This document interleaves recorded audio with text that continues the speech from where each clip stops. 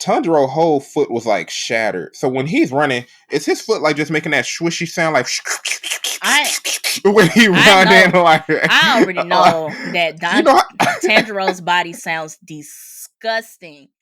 Calling out all my nerds, freaks, and geeks. It's mob time. Don't tune in cause it's showtime. Go ahead and call the gang up for the one time. Rap food rhymes, got them on the line. And my life's still great, I'm doing just fine. Hands up.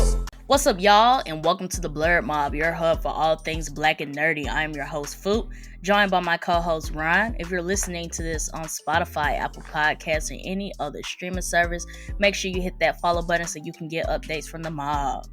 And if you slayers of demons are watching us on YouTube, make sure to like the video, subscribe to the channel, turn on those bell notifications, and share it with a friend. All right. So as Ryan has already hinted to, we are here to do a mob review on Demon Slayer Season 3, the Swordsmith Village Arc. So Demon Slayer Season 3 started on April 9th, 2023 and premiered its last episode on June 18th, 2023. So as always, our mob reviews are spoiler filled. So if you have not seen all of Demon Slayer Season 3, I advise you to pause this video, go get caught up, and then come back and listen to the discussion. So what's been going on, Ryan? You know, about every couple episodes I gotta say I bought something new. Right Stuff Anime is having a sale, so click those links in the description. Use our affiliate links. And I got all of Hunter x Hunter. Like the whole box set? So they don't have a box set, but Right Stuff was selling in bundles, so it would be like volumes 5 through 9 for like 50% off each volume. And so I bought each of those sets, and it basically was the price of a regular box set. In comparison, it would have been like $300 to get all of these at MSRP. I feel you. Yeah, but I am happy. I'm trying to save up on my money. We got all these conventions and trips coming up, so... You got all these conventions. I got one, and it's down the street. Yeah. Whatever. Sure, I got stuff that's coming up, so I gotta save my money. Ryan, do whatever he want. It's not that I do what I want. I just couldn't get a freaking ticket. He on the last episode complained about all these games he didn't pre-order, but then turn around and bought. Hundreds of dollars worth of manga. Hey, I'm gonna have to run it by you. I might do a review for Final Fantasy because this game hit, bro. This game hit. I ain't gonna cap. It hit. I forgot Final Fantasy came out. It's so lovely, bro. It done ruined my sleep schedule. I've been going to sleep at like 4 a.m. and waking up at, well, I be working, so I still be waking up at 7:50 a.m. I just be dead. That's crazy. But I mean, like, you work from home, so you just sit there, have sleep on your laptop. Yeah. I just sit back and set the alarm for when the meetings start back up. I'd be like, I'm here.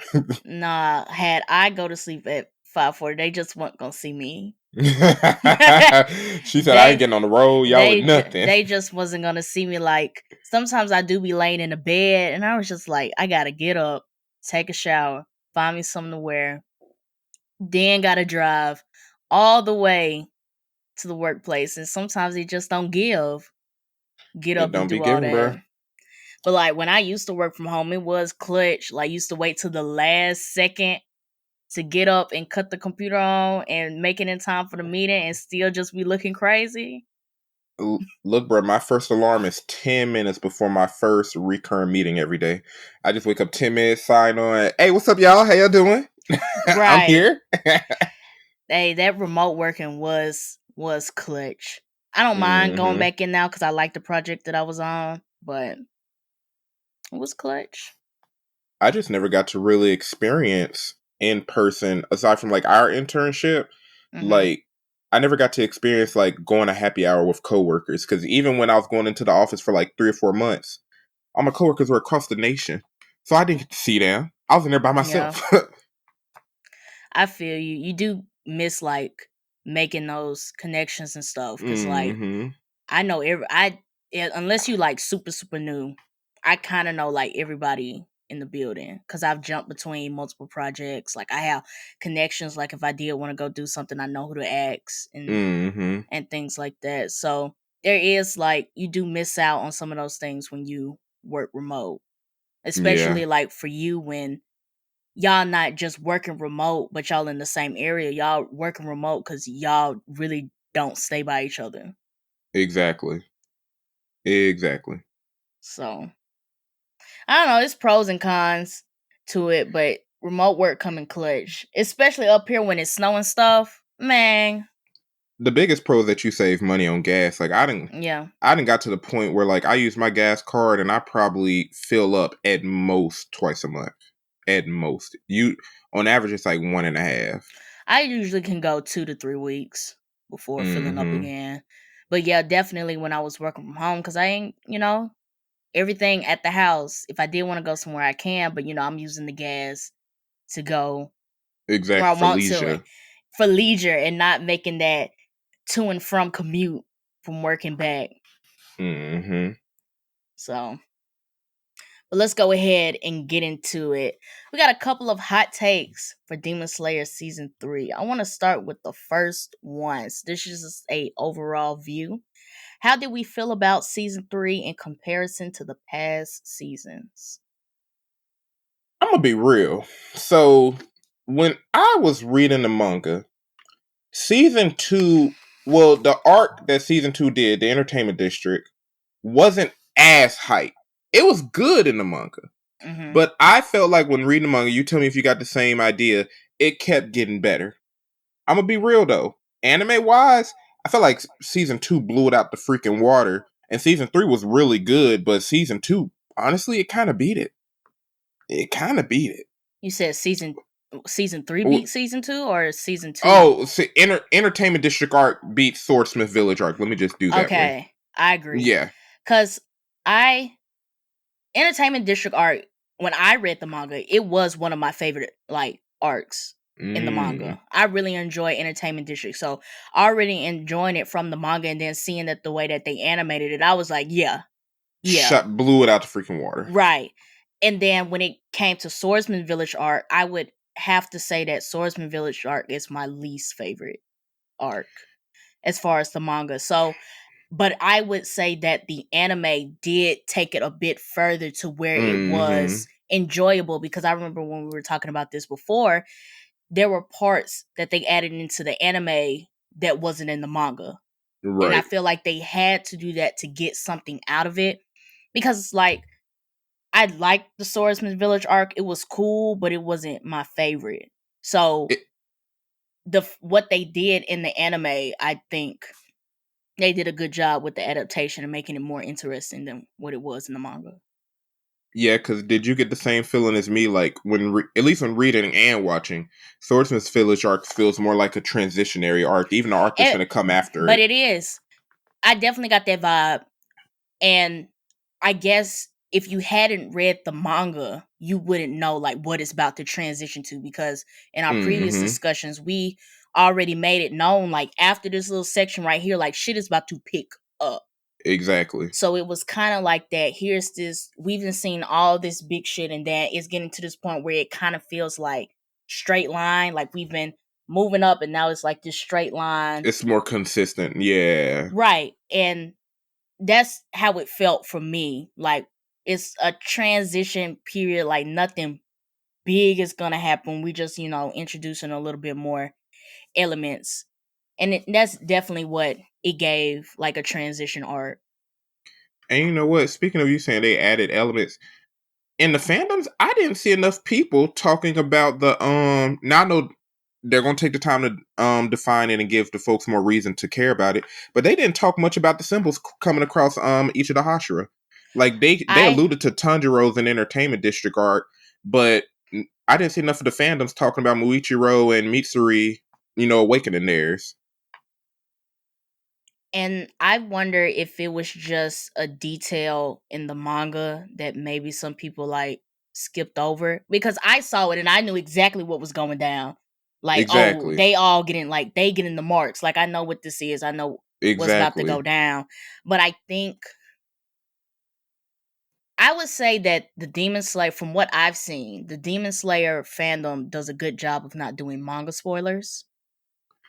Yeah, because Because think in the upcoming arc, that's when they really describe what they are, correct? Right. That's like the next coming arcs is they really describe like what these marks and stuff mean. Mm-hmm. And I also want to, and it also could be possible like the side of Demon Slayer fandom that I see are just like anime onlys. So it was like, okay, we see this mark, but we know what the mark means because we've read forward. But like an anime watcher, you know, every protagonist or some high level villain gets some fancy someone, like when they turn up, it's gonna be some fancy symbols. Like we've seen it in Fairy Tail, we've seen it in Naruto. Like when people really finna turn up, they get some type of markings on their face. So I could imagine a lot of people skipping over it just because it's one of those things that we see in anime. But it's like for us, nah, we can't skip over this because we know what this means. Right. And I just thought it was kind of funny because maybe that's like me like knowing because I was like, why ain't none of y'all talking about this? Like do y'all know that this is significant?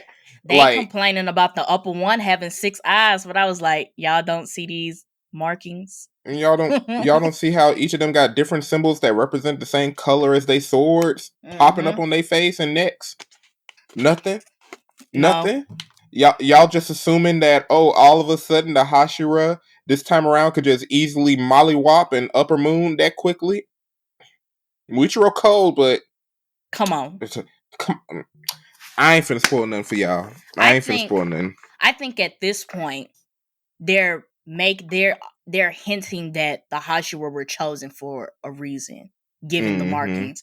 Because up to this point, we just know that the Hashira are just like the pillars. Like they've trained to be the ultimate demon slayers. They have mastered their breathing styles to the utmost ability, and they have a resolve that can't be shaken. We've seen it with Rengoku. We've seen it with Tengen. Like we've seen it with the rest of them. But then at this point, it's really starting to, you know, open that door to like, yeah, they big and bad and stuff, but y'all got chosen for a reason. Like there's a reason why they have mastered these specific breathing styles. There is a reason why they can go 0 to 100 and mollywop a upper moon. Like this shit's not normal. Exactly. So because Muichiro just made that dude look weak. He did. I guess let's hop into this next part before we get into like the character deep dives. How'd you feel about the animation? Oh, absolutely lovely. Absolutely lovely. Like, you want to know something? I actually went back and watched a couple episodes of season 1 because I was like, I'm so used to Demon Slayer looking amazing that I'm like, I don't want to become normalized to it. And honestly, comparing this season to like OG season 1, like very first episode, the animation, as great as it was even back in season 1, has improved. Somehow. No, I definitely saw the improvement between season 1 and Mugen Train. Like Mugen Train set a bar for the animation. And it was kind of like once they set that bar, they just had to keep going up, which is why the entertainment district looks so good as it did. Exactly. Because if you go to season 1 and watch Mugen Train, it's like two ends of the spectrum for me, and they just had to keep going up from there. Yeah, like what's the name? Studio Period. They threw down the gauntlet against every other anime production crew out there, bro. That's not who animates Demon Slayer. Ufotable. Yeah, I was just about to say that's not. Look, them. I was getting confused. I would say Mappa and Ufotable are doing. They are doing the Lord's work with the animation. They are. I don't know how much you got to pay them to contract your manga and turn into an anime, but they killing the game right now. But yeah, the animation, I thought they kept it as standard as Mugen Train and the Entertainment District arc. I think they did a really good job with the demons that were introduced and how they animated their demon arts, especially the one with the senses. Mm-hmm. That was nice how they put that together.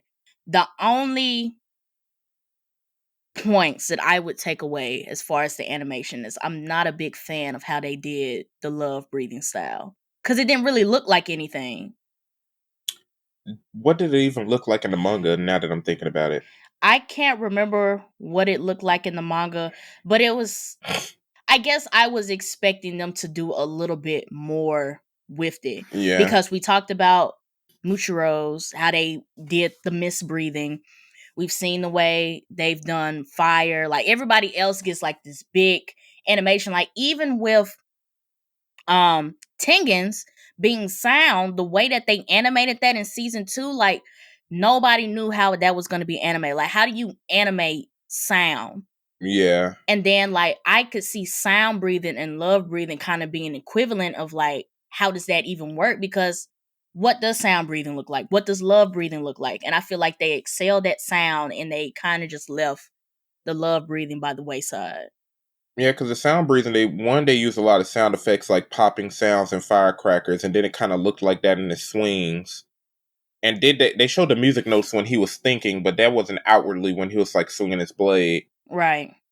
I don't know, because they could have, since, and anime onlys know this too, since love breathing was like a branch from flame breathing, they could have tried to merge it and make it like pink fire with like pink hearts popping up or something. And the first thing I thought about is like how Fire Force does Princess Hibana's thing. Yeah. Like with the Sakura flame, like her Sakura thing. And I was like, y'all could have made this a bit more. Like I understand that it's love breathing. It's not like fire breathing where the obvious thing is like, ooh, let's show some fire.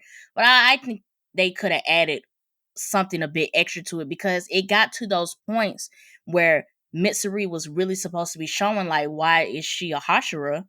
And it kind of fell by the wayside for me, because it just looks like you swinging a sword. Everybody else get this mist and it's fire and these fancy ass music notes, and all we just see you is swinging around a sword. Really like a metal whip. Right. We couldn't really call it a sword. Man, a curling iron. That's what the fuck we saw you doing. That's what the fuck we saw you swinging. That was a metal whip, bro. I don't know what that was. But I think they assed out on her breathing style. Honestly, her as a character, they kind of did a little. I'm not gonna say they did her dirty, but I think they assed out on her character as well. I think they made the minute the episode dropped and it was just her titties, and I was like, I already know where this finna go. Y'all not finna get this girl justice. Cause I'm trying to remember what happened in the manga. Cause like, yeah, like, but Tanjiro, she turned like I said, like, I hope, because she really turned up in that final fight when everybody had to. Yeah. Oh. I'm sorry, anime onlys, but they actually wasn't going to catch it if you kept going. At the end, I know, but I caught myself. I don't want to spoil nobody. But at the end, there is a moment at the end of Demon Slayer where it's this big ass fight, and she really threw down. Mm-hmm. But like the way they introduced her in season 3 is not making me think that they're gonna have her turn up towards the end of the series. I feel like they got to, though. It's just this season really, I feel like, because of all the characters, and this is why even in the manga it felt kind of like a transitionary arc. They introduced so many people. Like when they had Sanemi's little brother Giyu, they had Mitsuri, they had Muichiro, and then everybody got to get their little sad story background. Then you had 2 Upper Moons, then the characters from the Swordsmith Village Arc. Like, somebody was going to, But I guess I understand that, but I guess with her being a Hashira. Yeah. Because even Shinobu, who, just got her little poison sword that really, her little stabby stab. Got her side backstory. We knew what she's about. We know that she's a force to reckon with, and she really about her shit. Like, even when they introduced her. Well, Mitsuri wanted a man. Mitsuri wanted somebody to love her for her green hair. I guess them dudes out in her country are just a little weird, because I didn't see no issue with it. I feel you. That was just my only issue with like how they decided to do the love breathing stuff. Because I already know when they introduce the rest of these Hashiras, their stuff is not gonna look like that. They're gonna go back to these big, flashy shows of breathing styles. Well, one of them I'm interested to see how they do the Serpent Hashira, because I am interested. Like when he does his breathing style, is it just going to be like Killua from Hunter x Hunter, where like a little snake silhouette pop up behind him, and you just get scared looking at it. Like, I am going to be interested to see what they do with that compared to the elements and stuff.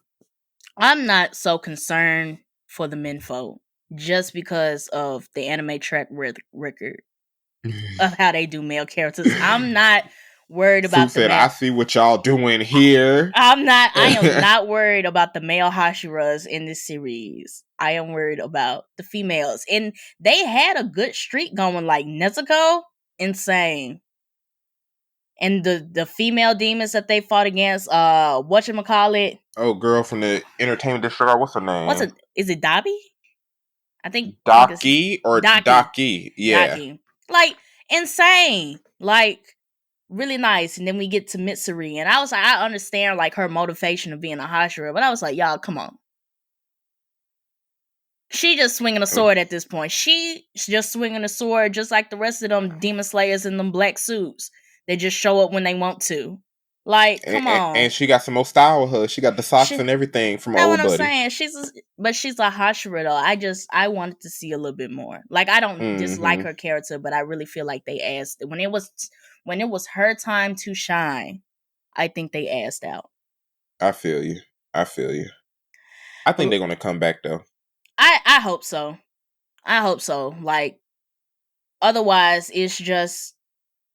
But I get your point, because I'm just thinking about the ending, like when it's like how many pieces are involved, how many characters about to get introduced, how many backstories we're about to receive. They may do something again and just leave it by the wayside because there's so much they have to tackle at one point. I hope that they manage it better, because there's a lot of stuff that's about to, go down after we get past this transition period. And I really hope that they don't leave like some of those elements out. Yeah. Yeah, and I could imagine the fan theories about the Hashira training arc as well. So let's move on to some character deep dives. So we got introduced to a couple new characters. Well, not introduced, but we got a little bit more insight into a couple more characters. I want to start with Genya. How did you feel about him? They did him some justice in the anime. I'm not gonna lie, because the most shocking thing about Genya was the fact, like, why this man look like a demon? Like, is he the reason these demons even were able to find the Swordsmith Village Arc? You know what I'm saying? Like, when I was reading the manga, that was my mindset. And they did a good job in making him look pretty vicious. The times where he got, like, all the holy hoes all up in his body and still survived in Tundra. It's like, what's going on? However, I feel like, and I don't know if it was in the manga or not, I can't remember at this point, I feel like there should have been a stronger reaction. Like, I feel like some people should have, like, raised their blades to this man and be like, hold on, bro. Are you really on our side? Because why are you looking like a demon? I only feel like that. I think it has two factors. One is that we're in the middle of fighting upper moons. Like, we don't really have time to stop and question you while we trying to fight 3 upper moons. Like, this upper moon has split into 3 personalities. So, like, I can understand them. They're like, we can't stop at the moment. Like, yeah, I might give you the side eye, like, what the fuck? But, like, we can't stop the motion right now. Like, my sword gonna be looking like this, like, should I? But it's like, we can't stop. Like, we can't stop the whole battle just to question, like, why do you look like that? Like, I get that part. Yeah. The second thing is that I'm just thinking about the people that he was with. He was with Tanjiro and Nezuko. Nezuko already a demon, so she can't really judge. You a demon fighting with the good guys. So it's not off. It's not like completely left field that he's a demon and a demon slayer. And then with Tanjiro sees the good in everybody just because of his inner whatever that he has that can feel people's energy. And yeah, I think his strong nose, he can sense emotions. and I think it was just Tanjiro, even though he was kind of like, whoa, Genya, what's going on? He probably felt that energy that Genya didn't mean no harm. That we still on the same side. Yeah. But they did him justice, and I saw a few folks in the anime community complaining about it, and it's kind of true, where there was like, everybody kind of got like a rinse and repeat sad story in a way. Everybody got the pretty much same stuff. Yeah, everybody got murdered by demons. Everybody lost their family to demons. Pretty much everybody except for 2 people. But I guess I understand the complaint. Like, everybody's story is the same. But I think we all just have to consider that this is the world that they're living in. Like, the enemy is demons. So that's also very fair too. They all regular humans. They all regular humans, and they're living in this world where demons could be anybody.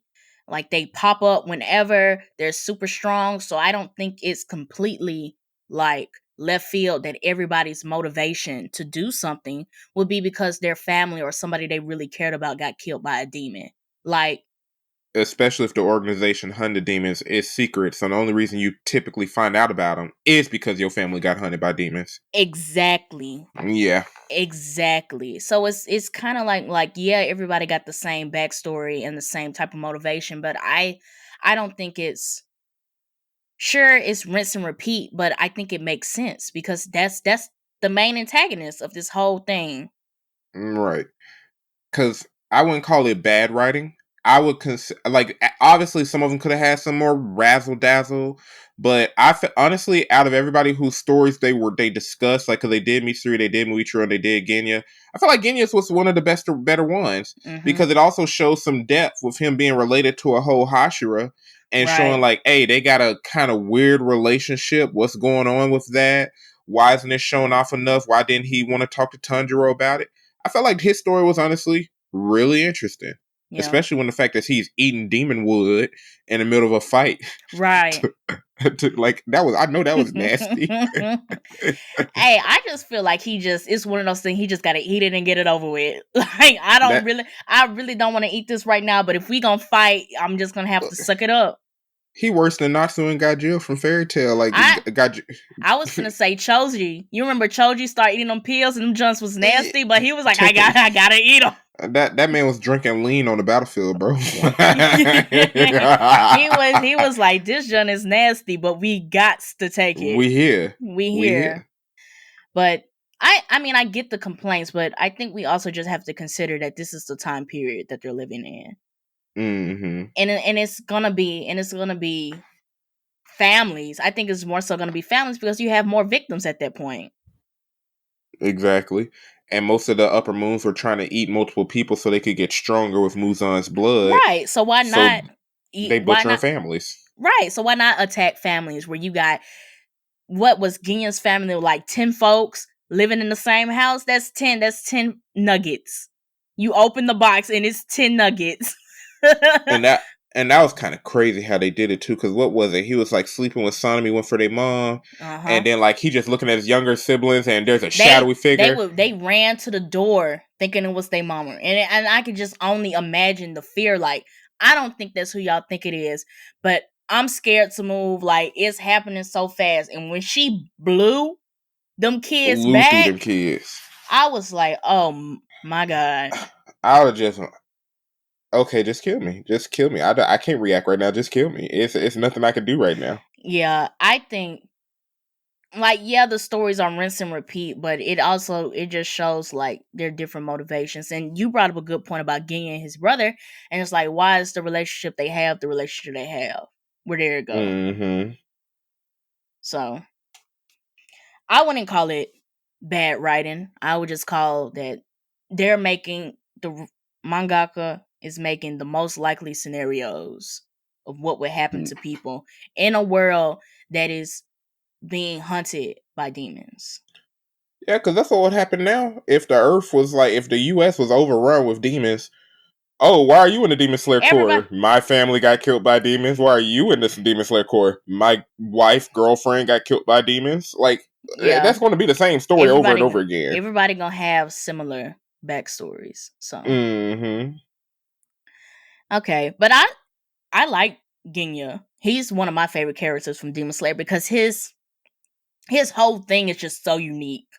Like, I'm a Demon Slayer, but, you know, I have demon qualities. Like, I'm not full demon like Nezuko, but, you know, I can withstand, you know, more injuries than most.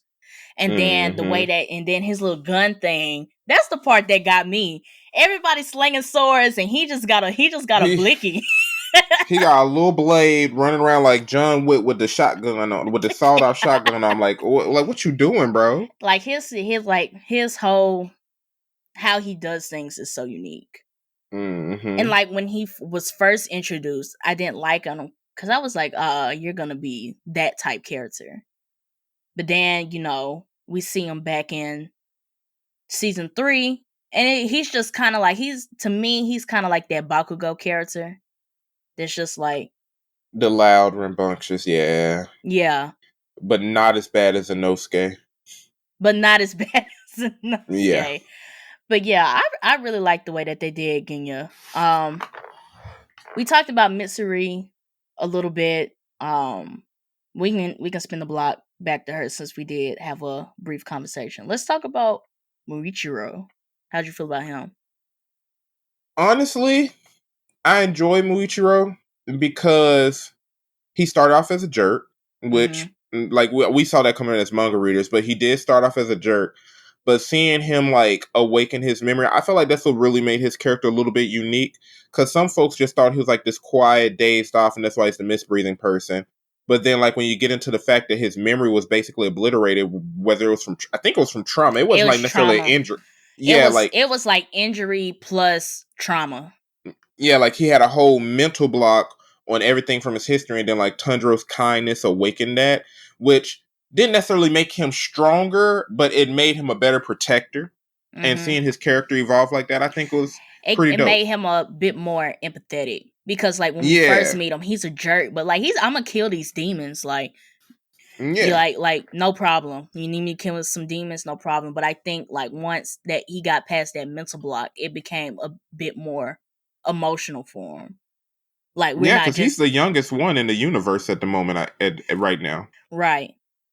And it was like, you not at this point. It was just like we're not killing demons just to kill demons. Like this is what I do. It's like we're killing demons because we have a world to protect. Like these people have lives that they need to live. Like this is like it's more so that realization of higher purpose instead of I'm just here to kill some demons.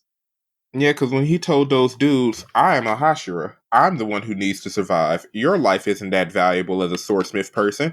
I need to live. And Tanjiro's like, you're not wrong, but you have no tact. You don't say that. you don't say that. You say I'm going to try my best. And you keep it pushing and give him hope. You don't do that. He was so like, why would you, what? Oh my God. Like, don't say that. Like, you're not wrong, but that's mean. Yeah. I definitely, like, just going back to the way that they animated his misbreathing. That was cold. That was some of the best. That was cold. It was probably the best. Like, the fire looked good, water looked good, all that stuff. But that mist, when he rotated so quick. Like, fire. When he was fighting, I think it's Gyoko, the demon that's in the vase. When Aquaman. Aqua Demon. When he started doing the projections. And I was like, this is some Hunter x Hunter kilowatt ass shit right here. That was so cold. And the way that they animated it, I was like, yes. This is nice. He wiped the floor with me. He didn't even use... he only used like 4 different breathing techniques? He didn't use a lot. Yeah, and I think that's kind of cool because like they made each of them seem like really effective. You know what I mean? Like Tanjiro will be busting out like 10 of them in a fight. But really seeing like how Master Hashira uses his techniques in this manner, it was cool. Even though... And how they plan it out as well. Because like you said, Tanjiro uses 10, but it's like he's constantly trying to do stuff towards this one plan. Like the Hashira, they can analyze quickly and pick the best move to execute it. I will give Tanjiro this. He did his thing with that little thunder breathing mixed with his flame breathing. He did. That was pushing, a hybrid right there. He was pushing the limit. He was like, I can't run no more. Thunder breathing. You know what's crazy though? Shout out to the couch stealers because my boy said this.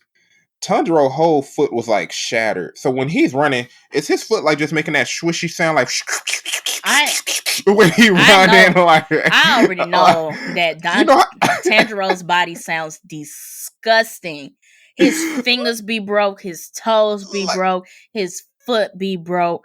I just know that his body sounds disgusting. like every time that man's foot touched the ground, like just a little splash, like I know. Like, and they don't wear no shoes, so it's just straight foot to ground, foot to ground. Yeah. To ground. Like, I know that his body sounds disgusting. And I was like thinking just back to season 2 when all that stuff was happening to Inosuke and he was still moving. I was like, I know that sounds I know you hurting. Wrong. Mm-hmm. Like, yo, rib cage is playing the beginning to Lollipop right now. Like, like you need to sit down. Yo, you need to be stopped. Cause bro, like, man, Tanjiro done had his whole throat ripped open, bro. Like, let's talk about this. Like, Umash had a knife. He had a claw. Like, now your foot done got smashed. You over here splashing around, like using one leg to do thunder breathe. Like, this man should be incapacitated. He shouldn't be able to fight. But thinking about Tanjiro, I don't think that he really got any character growth this season. His character growth was the ending, honestly. Was it though? Well, not growth, but like how'd I say it? Like having a awakening, like a resolution, like something that he fought for is kind of fully resolved with the whole Nezuko situation, but he's already strong. He awakened his mark. He's pretty much fighting at the level of a Hashira at this point. The only reason he's not a Hashira is because Tengen was there, but he played a huge part in that, just as much as Tengen, to be honest. So it's like, this honestly just showed off, like, where's this man at right now?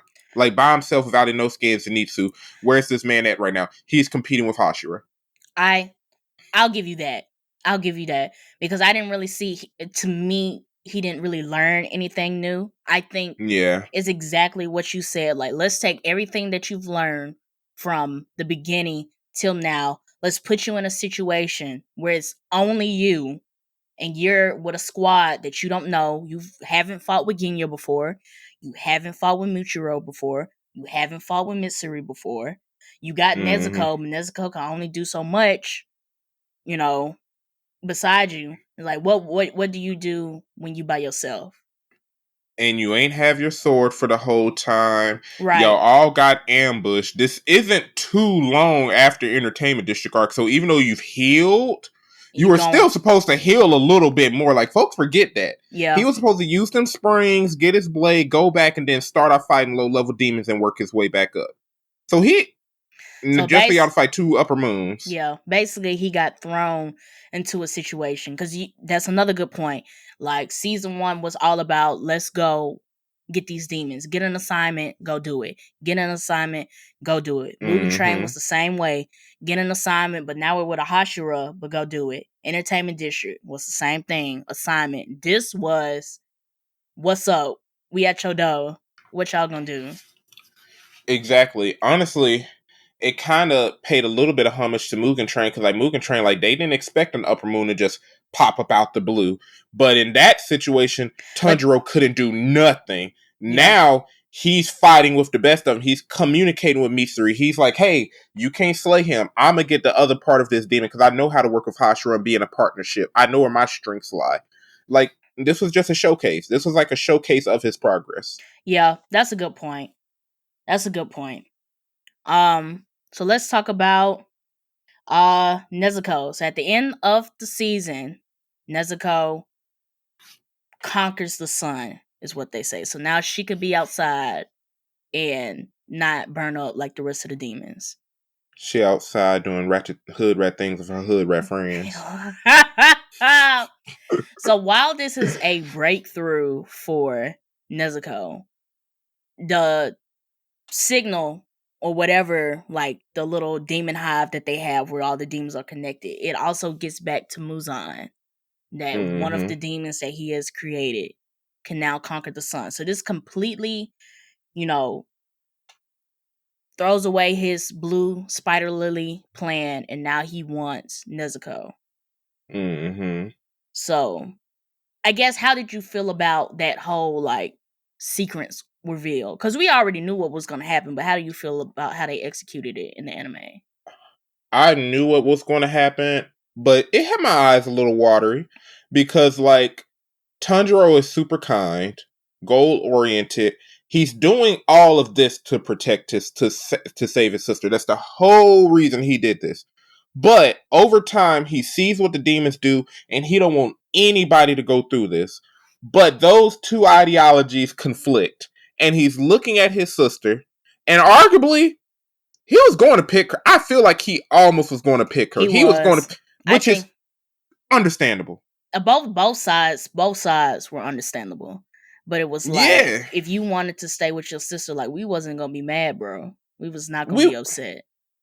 Not at all. And then for Nezuko to like kick him off, and he's over here crying, but he understands, like, okay, she made the decision for him. I'm moving forward, not looking back. I'm moving forward. I'm gonna slay this demon, do what I can, body destroyed, save these people. And then to see her walking up behind him, and he's like basically mentally destroyed. It was a tearjerker moment. Like, yeah, that's your reward. I think they did a good job pulling the heartstrings on that, because I remember in the manga that it wasn't that big of a moment. It was kind of just like, oh, she's in the sun, and it was, and when I read it, I was like, oh shit, do you know what that means? But they made it so emotional for the anime watchers, and then when they pivot back to Muzan, it was kind of like, oh shit. Exactly, because I feel like this kind of reminded people, like, hey, Nezuko still got Muzan's blood in her, and he can see all his demons' memories and all this other stuff, and I think it reminded them. Definitely. I was gonna say that this, because it changes things. It changes the board. Like, Muzan's whole thing was, get me this blue spider lily and kill Tanjiro, because he's getting on my nerves. But now that Nezuko has conquered the sun, both of those plans just went out the way, and his eyes are on Nezuko. And whether Tanjiro knows it or not, that is, you got to go harder now, big boy. Like, your whole plan to protect your sister, like, this is an S-class mission now. Like, if it wasn't an S-class mission before, it's an S-class mission before, because now Muzan specifically has his eyes on your sister. Exactly. And if she has his eyes on your sister, you're always with other demon slayers. You're always at the home base, which should be hidden, just like the Swordsmith Village Arc. You're a fat target. You got the block hot. Yeah. And I think it also, like, just going back to the fact that this season and season 4 are still going to be in those transitionary periods. We're transitioning from that pattern of every season there's going to be a new demon to conquer. Going forward, at this point, it's Muzan. It's Muzan. Like, he's finna suit up. Like, he's been playing in the background these past couple seasons, sending out his upper moons to, do his dirty work and chill and hide or whatever, but he's about to suit up. Like, at this point, like, when he killed them people and left out that crib that he had been hiding in for the whole season 3, he is about to go suit up. And I like the way that they went about introducing the top 3 upper moons, because Akaza, we already know he a threat to be reckoned with. Like, did Rengoku do a decent job fighting him? But it's obvious that he needed Tanjiro to be where he at now to help him out, or he needed another Hashira. Let's just be honest, to beat Akaza. The other 2 Doma are 2 and 1. And Doma is the one who made Daki and them. We just saw that in the past arc. We see their history. So now it's like, the dangers are there. I think I like that they introduced the rest of them earlier. Because now we know we know which upper moons are left, and we know, like, what level. It's kind of like we know what Tanjiro and the rest of them are going to go up against. So now in this transitionary period, is like, what are you guys going to do? How are you guys going to level up to meet those demons. Exactly, because even when it comes to Hashira that can fight and who are actually capable of fighting, we got Mitsuri, Muichiro, Tengen out of commission. We got Serpent Dude, Genya's Rock Dude, brother, Gyome, Sonami. So we got 5 Hashira left. That actually go out and fight. They actually go out and fight. And Giyu. Yeah. Giyu. So we got 6 Hashira left. 3 upper moons, and it's the top 3 upper moons, and one of them we definitely need 2 Hashira to beat. You can probably assume the other 2 might need 3 Hashira to beat each. Probably. Hey, look. That's a big fight. That's some stuff. That's some heat. The board and Muzan. The board is changing. The pieces. The board is changing. Like, I think before, like when they got introduced, it's like, okay, fine. These are the upper demons that are left that we need to get off the map.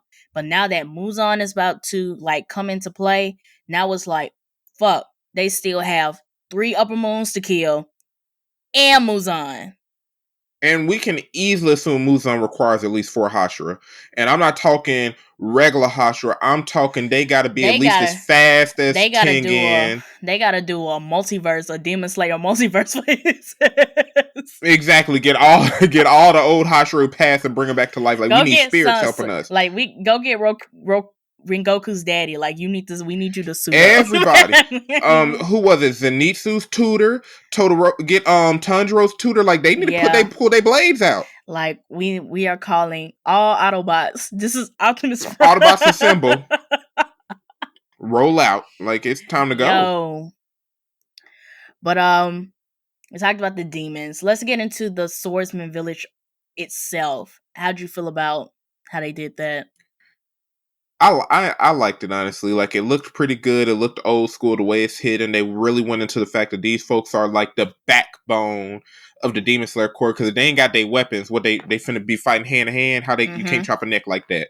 Like, I really like the love they gave to it. Going into the lore, like how all of their faces are hidden because they gotta stay secret. And all the anime girlies winning. They got to see what's Tanjiro's swordsmith name? I forgot his name. I forgot his. They got to see his face. He prettier than Inosuke. You know, y'all winning. Congrats to y'all. But I enjoyed it. I definitely like the Swordsman's village. I also like that they understand like the risks of what they're doing, because they told that village up all the way. Them CGI fishes. Them CGI fishes and Mitsuri, they told that village up. But they understood, like, when it was all over, they were just like, okay, y'all, we gotta build, we just gotta build the stuff up. Like, they understand the risks that they're doing by being in this secret village, by being employers of the Demon Slayer. Like, this is just it. Exactly. And I also like that, with the little, because this was earlier in the season, a little fighting sword training drone that resembled the guy that keeps on appearing in Tanjiro's memories. They showed that love too, especially with the fact that old dude made sure to fix the sword, give it to Tanjiro and all that. That was nice.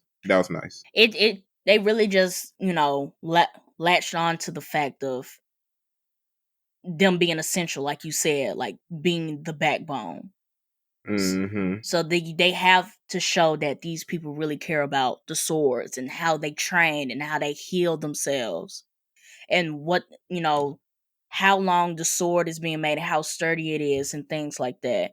I think the funny thing for me is, like, when they were fighting the 2 upper moons and Tanjiro's swordsmith was still upset, like, the sword's not ready yet. And it was like, dude, we don't care that this sword is not done. We need a sword. That man was willing to die by the sword. I think that's a song, bro. Like, he was dying by that sword, bro.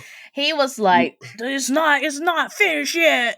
The demon is in the building with him, and he's just slashed your eye, your back, everything. Then told him up, and he's just, it's not ready yet. And I was like, that's like some insane dedication. Hey, he a real one though. That through all of this, like, demons then showed up, everybody's in danger, but you mad that the sword not ready yet. But that sword helped. That sword was sharp though.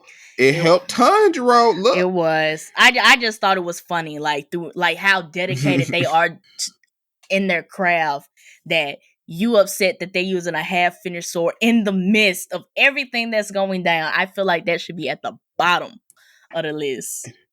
And they talked about their little bromance, like Buddy appreciates Tanjiro and the fact that Tanjiro believes in him and everything. I was like, okay, he's just a hard ass. Like, that's cool. He wants him to stop breaking them swords. It gotta be a better swordsmith. It's a challenge. Like, if he keep breaking them, that's on me too. Maybe I need to make it harder. But that was his whole thing, though. Like, he wasn't upset at Tanjiro. He was upset at himself because he wasn't making swords that were strong enough for Tanjiro.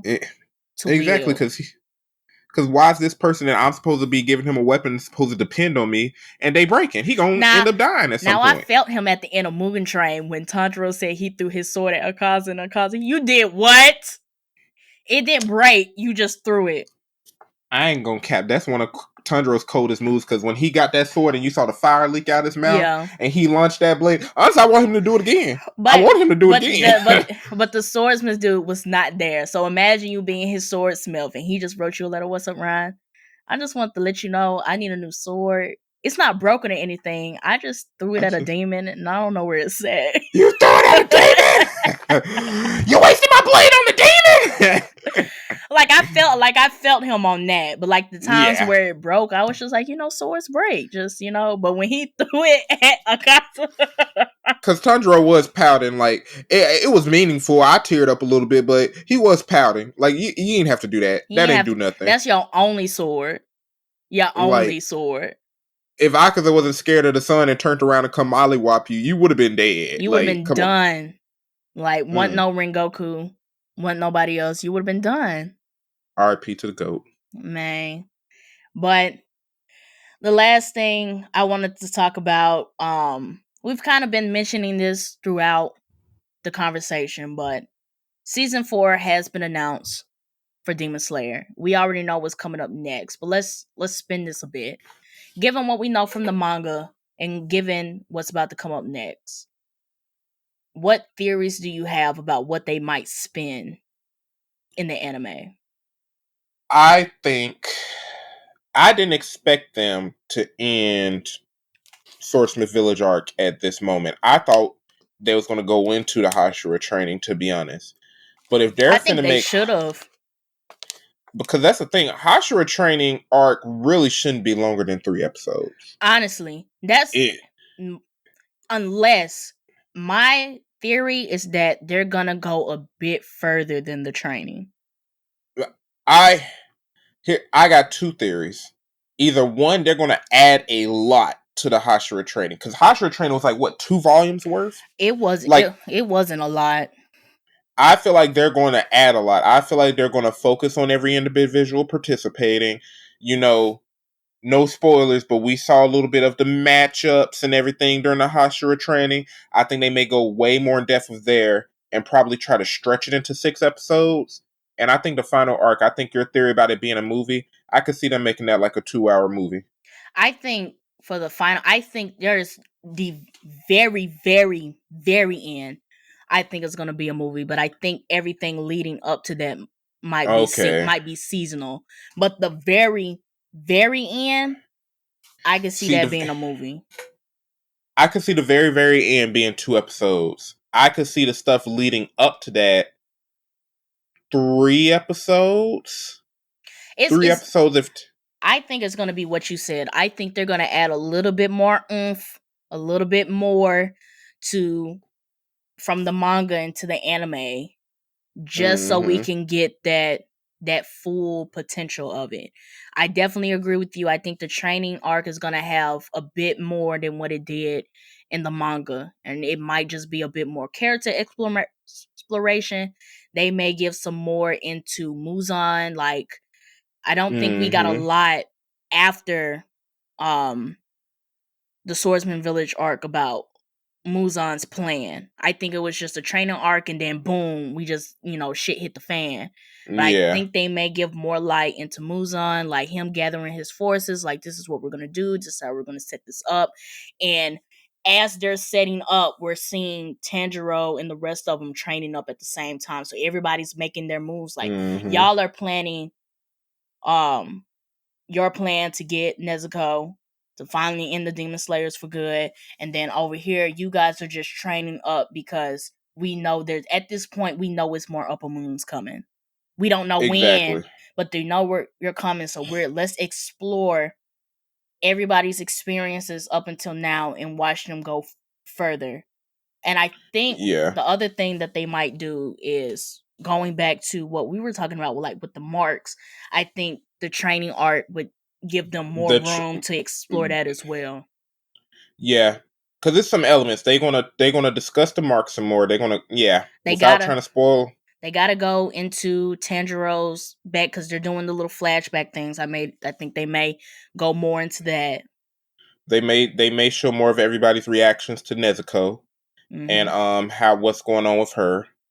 I could, in real life, if they did not necessarily a 1-to-1, if they did a 1-to-1 for the manga, at most this season, if they included everything for the manga, would be 12 episodes. Yeah, this would be like a 12-episode season. Boom, end of Demon Slayer. But if they want to stretch it, I could see them making the Entertainment District arc 4 episodes. I mean, not entertainment, the training arc. I could see the next part that's before the end being 2 to 4. And then the end, I could see 3 episodes. I think they're going to stretch this out. I think it's going to be season 4, and I think they're just going to stretch out some elements, like start putting the pieces in play, like laying out the chessboard and start laying out the pieces. That's season 4. Season 5, we finna play chess. Season 6, we at the end of the game. If you make the wrong move, it could be done for both sides. Because, like, part 1, I'm going to do this. Part 1 of the end, honestly, could branch out into a lot depending on how they do those fights. I think it's extend that. I think it's going to be a whole season. I could see them doing that, like, depending on how they pace the fights, depending on how because we still need a couple of character backgrounds too, and they did them in the manga, but that's what I'm saying. Like, I can see that being a whole season. Yeah.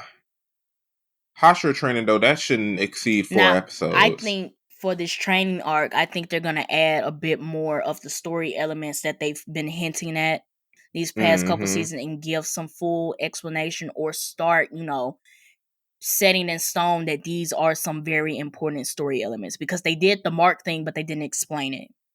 They're showing the flash, Tanjiro's history, the flashbacks, but they're not explaining it. Exactly. Nezuko can tackle the sun now, but then what does that mean for Muzan? What's the next moves for everybody at this point? And is everybody else going to immediately realize, like, Muzan's finna come after her? Like, how's that going to be explained to everybody? What's everybody's opinions on that? Exactly. I think that this training arc is going to be like that, let's plan for war type thing. Yeah. For both sides. Because they all aware, like, dude was up here coughing last time when he found out that, upper moons are finally dying. Like, we finally having a shift of the century. And once he ready. Like, once he get that news about Nezuko, he's already gonna know what's about to go down. He knows it. He knows about the direct link. He knows about Muzan just based on the history, how he's moved, etc. Like, he already knows, like, it's time to suit up. Like, we gotta get, like Thanos is coming. Thanos is Avengers assemble. Like, we not finna, like, there. I don't think they're gonna spend the whole season trying to explain how dangerous Muzan is. I think this whole season is just gonna be like, we need to get y'all up to speed. Everybody, like, this the training. Like, we need to get y'all up to speed. Y'all done fought several upper moons, but y'all have also, almost died fighting all these upper moons. Like going back to what you said, like, Tanjiro's doing 10 moves. Like, he's using different breathing styles. Like, he is pushing himself past what's humanly possible. And it's like, if we're about to go against the top 3 upper moons and Muzan, you gotta Muzan be having the 3rd upper moon crying and shivering in his boots, and we know for sure it would have taken at least 2 of y'all to defeat the 3rd upper moon. Like, yo, you gotta step it up. Like, you gotta you gotta step it up. Like, both sides. And even on Muzan's side, he's losing upper moons. So it's kind of like whatever y'all been, like, I understand y'all top 3, but whatever y'all was doing before, I need y'all to take it up a notch. new mission. We got a new scrap the old plan. We got a new plan. They killing upper moons. Y'all next. What we gonna do? And the number 1 upper moon, he already looked vicious. And the number 2, that's the one I'm keeping my eyes out, because those little I don't care folks in every battle shown in anime, Doma, we know how they go hard. Doma, he is sport. For Doma, it's sport. I'm doing it for fun. The ones who see it as sport, yes. The worst ones. That's the Hisoka. Yes. You don't want to play with that. Yes. He is doing it for sport. So like, I think at this point, what this arc is about to do is just, setting up the pieces for both sides. And then next season 5, it's time to start playing chess. Yeah. It's time to start moving pieces and losing pieces. Ooh, I'm not gonna spoil nothing, but woo. Man, I'm excited. But that was pretty much all I had for this mob review. Did you have anything else, Ron? Looking forward to the next season, and also the new anime season starting up. We just made it to the end of Master, and I think Hell's Paradise is coming to an end. Or they gonna keep going? But we finna get Bleach back. We finna get a few others back. It's more anime. They supposed to be dropping a trailer for the next part of Attack on Titan sometime soon. So that pissed me off, bro. I just expect us for the next full episode that we do. We're definitely gonna be talking about that. And yeah. But if that's it, we're gonna go ahead and shut this down. So I want to thank you, Ryan, for joining me on another episode of the Blerd Mob podcast. And I want to thank everybody for watching and listening to this episode. Whether this is your first time or your 50th time listening, the watches and listens are always appreciated. Make sure you guys check out our affiliate links in the description for Right Stuff Anime and Entertainment Earth. Get you some Funko, some manga. Ryan mentioned the sale that Right Stuff Anime is having at the moment, so make sure you guys check those out and support the mob. Now, if you are not interested in purchasing any of the items from our affiliate links, we do have a Ko-fi link where you can strictly donate money to. These donations go towards equipment, software, and everything that makes this podcast a production. So make sure you guys check out those links and support the mob. Make sure you follow us on our social media platforms. We're on Instagram at the Blerd Mob Pod. We're on Twitter at the Blerd Mob. And you can find us on Facebook, TikTok, and YouTube at the Blerd Mob Podcast. And make sure you like the video, subscribe to the channel, and hit those bell notifications. And with that being said, this is the mob checking out. Peace. That's what they were trying to do. They did not exceed. They did not. It looked awful. From what I've seen out of the Speed Force, from Justice League, Young Justice, Justice League, Flashpoint Paradox.